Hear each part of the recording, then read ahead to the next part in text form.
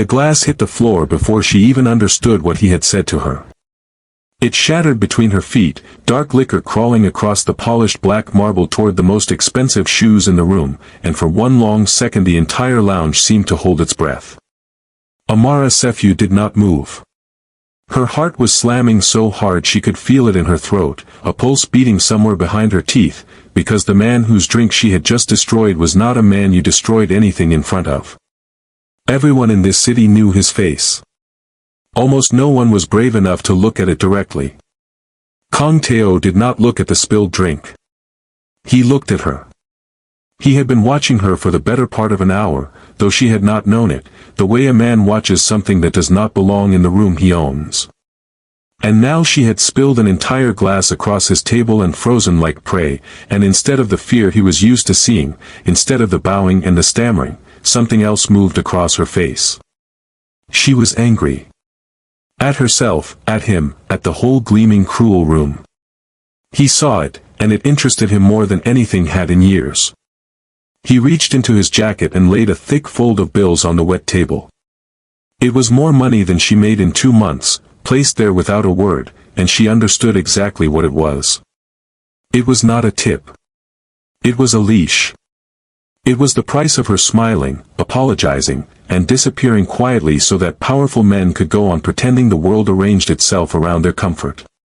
Amara looked at the money. Then she looked at him.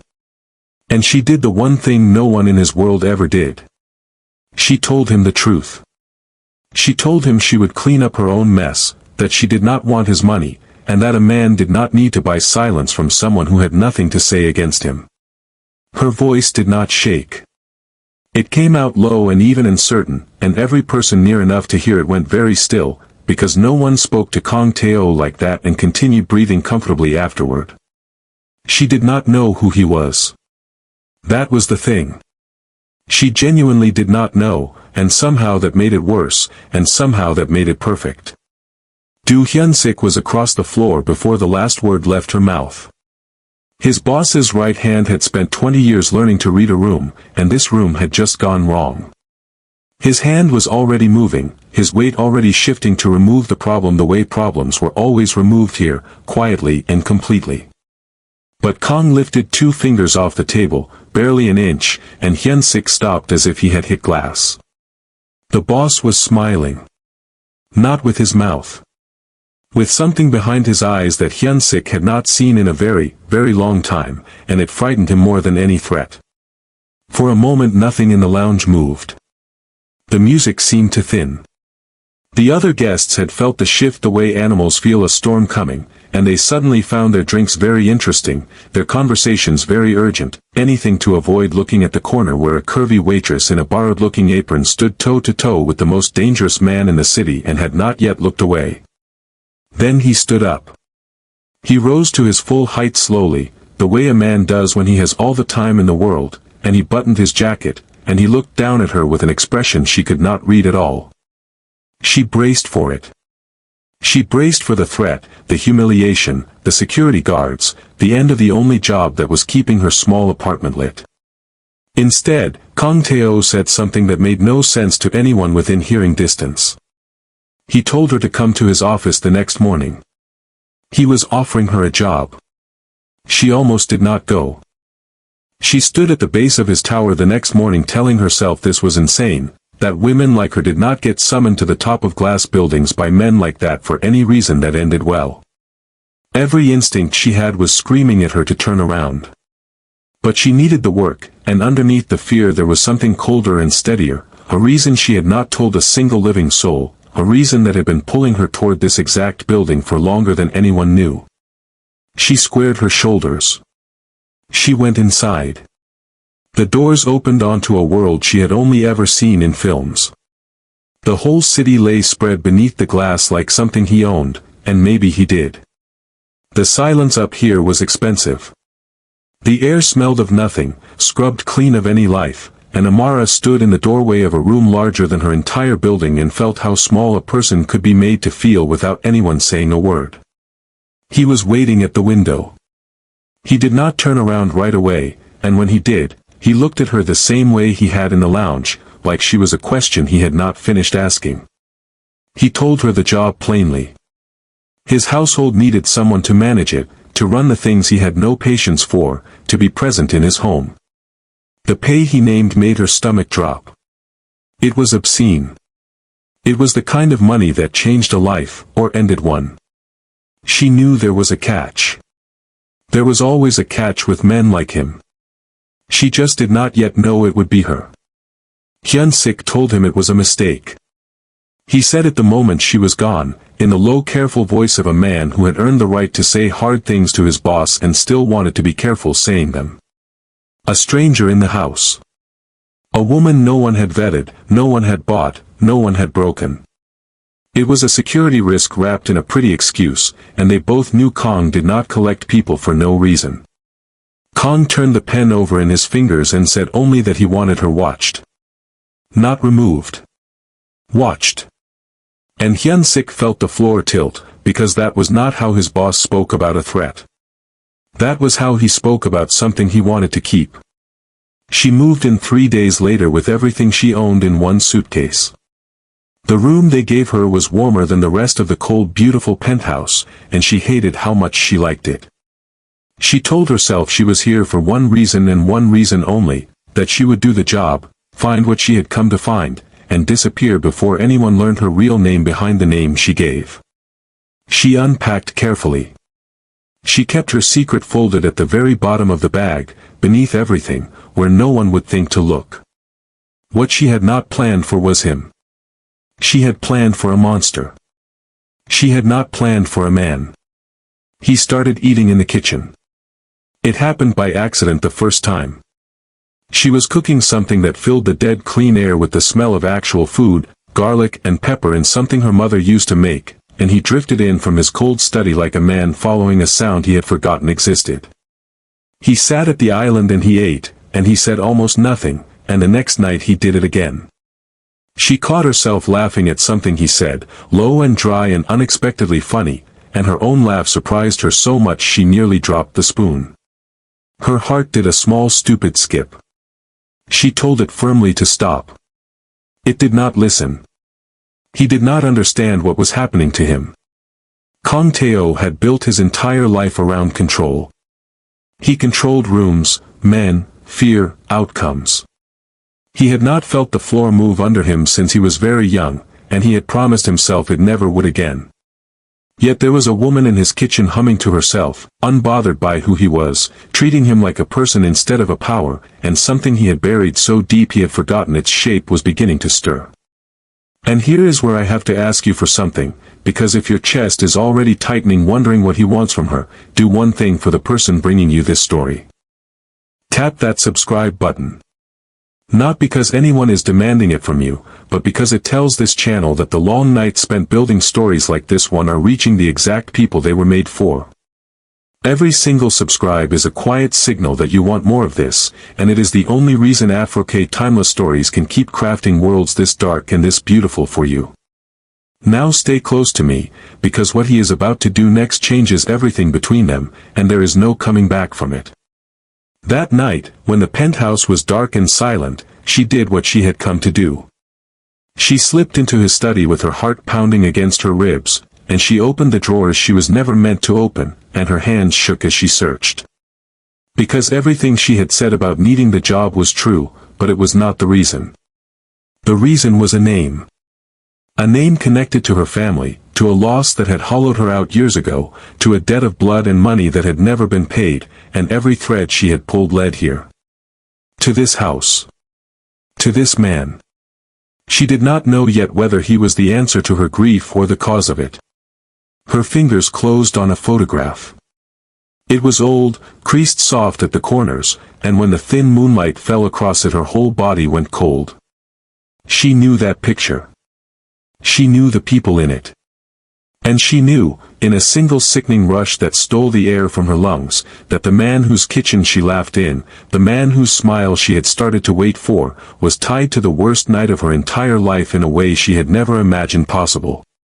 The photograph trembled in her hand. So did everything she thought she had decided about him. She did not sleep. She sat on the edge of the bed until the sky went gray, the photograph beside her, her own heart split clean down the middle. Part of her wanted to wake him and scream the truth into his face. Part of her, the part she hated, did not want to lose the way he looked at her over the kitchen island. And underneath both was the unbearable thing, the thing she could barely let herself think. She had come into this house to take something from him, and somewhere along the way she had started to want him instead. The guilt sat on her chest like a stone. She had become the lie she was telling. Zuri begged her to come home. When Amara finally called her oldest friend, voice cracking, and told her only a piece of it, Zuri did not hesitate. She told her to leave that house tonight, to walk away from all of it, that no amount of money and no answer to any old question was worth what would happen if a man like that found out what she was really doing under his roof. She had heard the stories. Everyone had. People who crossed him did not get second chances. Amara listened. She said she would. And then she stayed, because the truth she could not say out loud to anyone was that leaving him had already become harder than facing him. The bond between them deepened anyway, the way water finds a crack. He took to finding her on the terrace at night. He told her things he had never told anyone, in pieces, never all at once, about a childhood that had taught him to trust no one, about the night that had turned him into the thing the city feared. She listened with her whole body, and every word he gave her was a knife twisting in her gut, because his story and her grief were the same story told from opposite ends, and he did not know it. He stood close enough that she could feel the warmth coming off him. Neither of them moved away. The space between them hummed. He almost kissed her. His hand came up toward her face and stopped a breath away, close enough that she could feel the heat of his palm against her cheek without his skin touching hers, and her heart was beating so hard and so fast she was certain he could hear it. Everything in her leaned toward him. Everything she had come here to do screamed at her to pull back. For one suspended second neither happened, and the whole world balanced on the edge of a single choice. Then headlights swept the terrace from the drive far below, and the moment shattered like dropped glass. The headlights belonged to Shinbora. She walked into the penthouse like she already owned it, because in every way that mattered to her world, she was supposed to. She had been promised to Kong in the careful bloodless arithmetic of two powerful families, a union of empires that everyone treated as inevitable, and she had waited for it with the patience of a woman who never doubts she will get what she is owed. Then she saw the way her future husband was standing on the terrace with the staff. And Shinbora, who never lost her composure, felt the first thin crack of something dangerous run through her chest. The two women measured each other in a single glance. Shinbora smiled the way a blade smiles. She made her remarks about the help quietly, elegantly, each one designed to draw blood without leaving a mark, and she watched Amara's face for the flinch that would tell her she had won. The flinch did not come. Amara held her eyes and said nothing, and that silence enraged Bora more than any retort could have, because a woman who would not be made small was a woman who could not be controlled. And Bora understood, in that instant, exactly what she was looking at. Not staff. A rival. Bora cornered him the moment they were alone. She reminded him of the arrangement, of the families, of everything that had been decided over their heads before either of them was old enough to object. She told him to send the woman away. She did not raise her voice, because raising her voice would mean she had lost, but her knuckles were white and her smile was gone.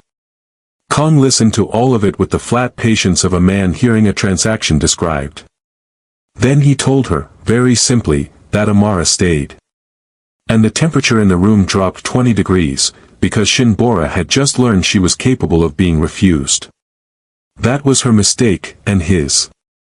Shinbora went home to her cold white apartment and did not cry, did not rage, did not break anything. She simply began to think. If the woman could not be sent away, then the woman would have to be undone, and a woman who appeared out of nowhere to live in a powerful man's house always had something to hide. Bora had built her life on finding the soft hidden places in people and pressing until they bled. She made one phone call. She told someone to find out exactly who the curvy little waitress really was. And the thread she pulled would unravel everything. Days later, he did something no one expected. He took her to the gala. Not as staff. As his guest, on his arm, in front of every powerful family in the city, the same families who had spent years assuming he would marry Shinbora. The ballroom was a sea of gold and crystal and old money, and when the doors opened and Kong Teo walked in with a plus-size African woman in a gown that made heads turn, the whole glittering room seemed to inhale at once. If you are still here with me, still holding your breath with her, let me know you are in this with me. Drop the one emoji that matches exactly how you feel right now, this very second, and tell me where in the world you are watching from and what time it is where you are, because something tells me you are not supposed to still be awake this late. And if you are watching this on your television, reach over and tap that like button so I know you are out there in the dark with us. Now keep your eyes on her, because she is about to walk straight into the trap. Shinbora watched them from across the floor. She did not approach. She did not need to. She held her champagne and she watched Kong lean down to say something that made Amara laugh, watched the way his whole body angled toward this woman as though she were the only warm thing in a cold room, and she let the jealousy burn through her clean and white hot and turn into something far more useful than feeling. Resolve. Because tucked inside her small jeweled clutch was an envelope. And in that envelope was the answer to the question of who Amara Sefu really was. Bora had been waiting all night for exactly the right moment to open it. For one perfect cruel hour, she let herself forget. He pulled her onto the dance floor under all those watching eyes and held her like she was something precious, and she let her cheek rest near his shoulder and breathed him in and pretended, just for the length of one song, that she was only a woman in a beautiful dress dancing with a man who looked at her like that. No secret. No photograph. No name buried at the bottom of a suitcase. Just this. She felt his heartbeat under her hand. Steady. Sure. And she felt her own breaking quietly against it, because she knew what she was holding, and she knew it was about to take this from her. He drew her out onto the balcony, away from the noise, and he told her the truth. He said that he had spent his whole life keeping people at a distance because everyone who got close either feared him or wanted something from him, and that she was the first person in years who had looked at him and seen a man instead of a monster. He said he did not know what this was, but he knew he did not want it to end. He said it plainly, without armor, this man who armored everything.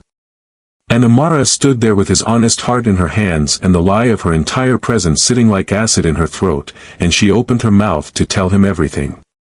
She never got the chance. Shinbora stepped into the doorway with the lantern light catching the envelope in her hand, and her voice was sweet as poisoned honey when she said she thought Kong deserved to know exactly who he had brought into his home. She held the envelope out toward him. Amara felt the blood drain from her face. The night went silent except for the distant music and the hammering of her own heart, which she could suddenly feel slamming somewhere up near her throat at what had to be 140 beats a minute. Kong looked at the envelope. He looked at Amara. He did not yet reach for it.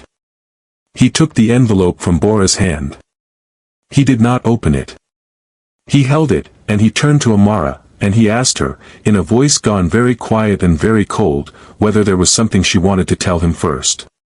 The man from the balcony, the one who had just opened his heart, was already gone. In his place stood the thing the city feared, and the worst part was that she had put him there. She could lie. One more lie and the night might still hold. Or she could finally tell the truth. She told him the truth.